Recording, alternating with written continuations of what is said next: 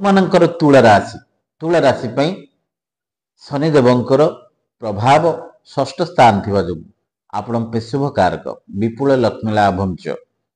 प्रचुर भाव आर्थिक लाभ हो व्यवसाय वाणिज्य उन्नति हे शत्रु दमन हे प्रत्येक क्षेत्र में जय जयकार हमार संभावना अच्छी स्वास्थ्य परिवर्तनता आसो पारिवारिक सुख समृद्धि और अकाल विपद रक्षा प्राप्ति हे प्रतिकार आवश्यकता नहीं जदि शनिदेव उद्देश्य आपड़ किसी करने चाहते ओम सं शनिश्चराय नमः ये मंत्र को सकाल 12 थर राति 12 थर जप करंतु राशि तेल दीप महादेव पाखे कि माँ पार्वती पाखे अर्पण करंतु कि शनिदेव पाखे अर्पण कले चलो जो मानकर बिछा राशि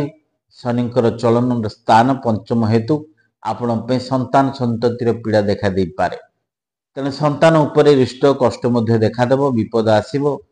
स्वास्थ्य जनित पीड़ा भोगे व्यवसाय वाणिज्य किसी न कि व्याघात सृष्टि हम तथापि आपण शनिदेव उद्देश्य सत धर्म न्याय पथरे अग्रगति करंतु एवं विशेषकर जदि पारुछंती आपण जोड़ा कि संकट मोचन हनुमान जी को पाखरे राशि तेलर दीप शनिदेव उद्देश्य अर्पण करंतु रुद्राक्ष माला धारण करंतु देखिए आपण ओम सं शनिश्चराय नमः मंत्र जप कले आपण मंगलमय हम जो मानकर धनु राशि से शनिकर स्थान चतुर्थ हेतु आपण अनिष्ट रिष्ट कष्ट एवं शत्रु पीड़ा निश्चित भाव देखादेव प्रत्येक क्षेत्र में आपण किसी न कि असुभूतर सामना करेंगे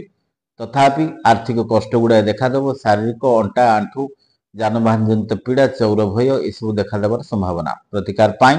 प्रत्येक शनिवार दिन कुष्ठरोगी मानकर सेवा करंतु खाद्य अर्पण करंतु कला जातीय द्रव्य दान करंतु छता जोता यू दान करंतु जोटा कुष्ठरोगी बा भिखारी मानंकु धारुआ लौह अस्त्र असवर्ण जाति लोक अर्पण करंतु राशि तेल शनिदेव मस्तक अभिषेक करंतु एवं मथा चंदन टीपा लगातु ओम सं शनिश्चराय नमः मंत्र को एकाधिक थर जप करंतु देखिए आप शनिकर रिष्ट निश्चित भाव खंडन